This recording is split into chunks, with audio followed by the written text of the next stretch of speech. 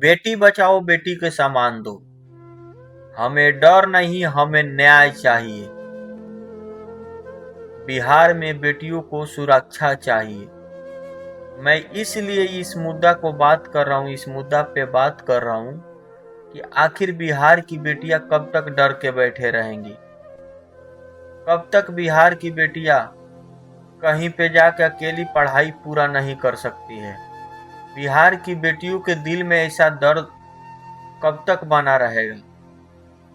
मैं सरकार से यही निवेदन करता हूँ कि बेटी चाहे 8 साल की हो चाहे 18 साल की, बेटी चाहे हिंदू की हो या मुसलमान की, बेटी चाहे गरीब की हो या अमीर की, अगर कोई दरिंदा, अगर कोई भेड़िया बिहार के बेटियों के साथ छेड़खानी करता है, उसकी इज्जत लूटने की कोशिश करता है, उसकी इज्जत लूटता है, तो उस दरिंदे और उस भेड़ियों को किसी न्यायालय और किसी कटघरे में खड़ा करने की बिहार सरकार की जरूरत नहीं है। ऐसे ऐसे भेड़ियों को बीच चौराहे पे इनकाउंटर करा देना चाहिए,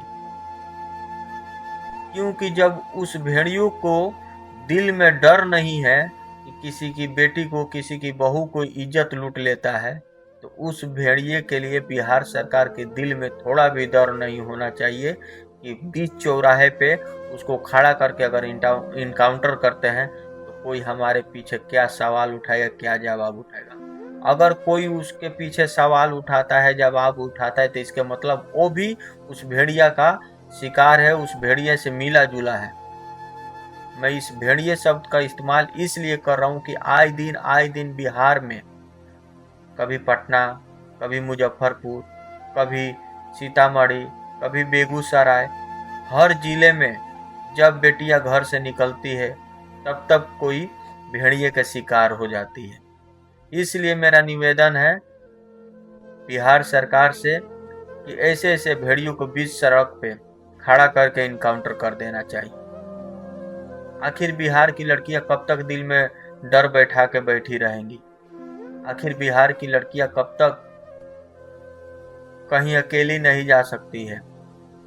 तो मेरा बिहार सरकार से अनुरोध है कि ऐसे ऐसे भेड़ियों को कड़ी से कड़ी सजा दिया जाए। धन्यवाद।